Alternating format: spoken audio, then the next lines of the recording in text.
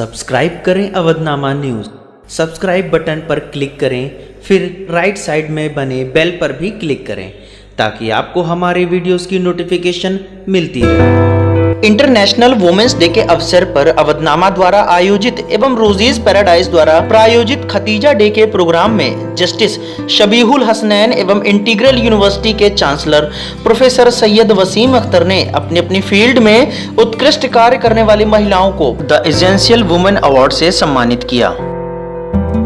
Ayesha Ayub is a poet, writer and social worker.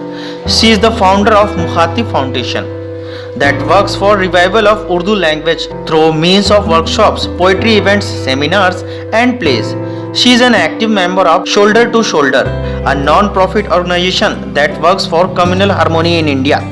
She is also the founder of Lucknow Super Moms, a support group for women in Lucknow that brings together mothers of all age groups to bond, help and learn from each other. Aisha has been awarded with Sahitya Gaurav Samman by the Governor of Uttar Pradesh in 2018.